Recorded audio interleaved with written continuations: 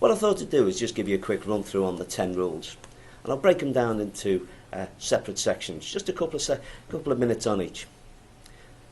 When you're looking at the 10 rules in negotiation, the first thing that you have to be aware of, and I know it can be seem a bit of a cheat, but rule number 1 in everyone's view on negotiation is don't negotiate. And again, that's where the cheat comes from. There's only 10 rules, and rule number 1 is don't negotiate. What it says is, if you're selling, get the value proposition identified and sell to the value. Sell to the customer's problem, solve the problem, and then ask for the money. No negotiation needed. If you're buying, it's the other side of the coin.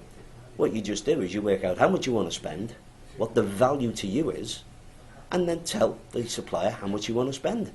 No negotiation. They can make their own decision. And that's rule number 1. Don't negotiate unless you need to.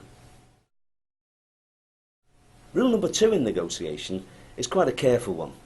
Rule number 2 is never negotiate with yourself. Everyone has a tendency to lose a bit of confidence when they do go into a negotiation. They're thinking, how much can I get away with? What's the other guy thinking? What should I really be making as an offer? Well, the first thing you do is, if you're selling, lead with your list price. Don't negotiate with yourself, and don't try and round down your offer to make it appear a bit more acceptable to the other party. If you're buying, again, don't negotiate with yourself. Set a figure that you want to spend, might be within your budget, or just might be an expectation. And don't change from it. Go straight on, make that. If you have to make it as a first offer, make it that way. If not, hold back, but don't negotiate with yourself. That's rule number 2.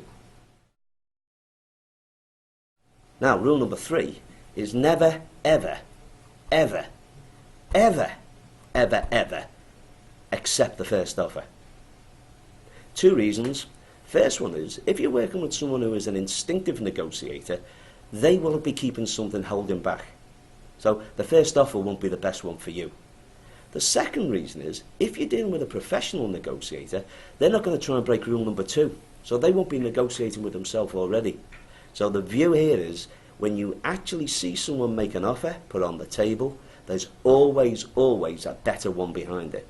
Not necessarily lower money, but a better offer can always be made. So rule number 3, never, ever, ever accept the first offer. Now, rule number 4 can sometimes be a bit confusing, because rule number 4 is never make the first offer if you can avoid it. The point about this is that if the other guy makes his first offer, he's not going to try and break rule number 2, but you're not going to break rule number 3 and accept it anyway. So you never make the first offer if you can avoid it.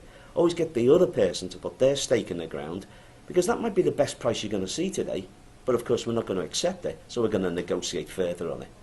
Rule number 4, never make the first offer if you can avoid it. Now, rule number 5 is slightly different, slightly more complex. When we go into any interaction with another party, whether we're buying or selling, we have to be aware that we've got 2 ears, 2 eyes, and 1 mouth. And what we should be aiming to do is use them in that proportion. Sometimes called the 80-20 rule. You use your ears and eyes 80% of the time, and you use your talking muscles 20% of the time. The main reason for this is, while you're talking, you always have the potential to break the other 4 rules. You could be making, accepting, negotiating with yourself, and even just breaking all the rules. So while you're listening, you've got less chance of breaking any of the rules. So listen more and talk less. What it means is, you don't leak any signals to the other person, and you don't give any room for manoeuvre, and you don't break any of the rules.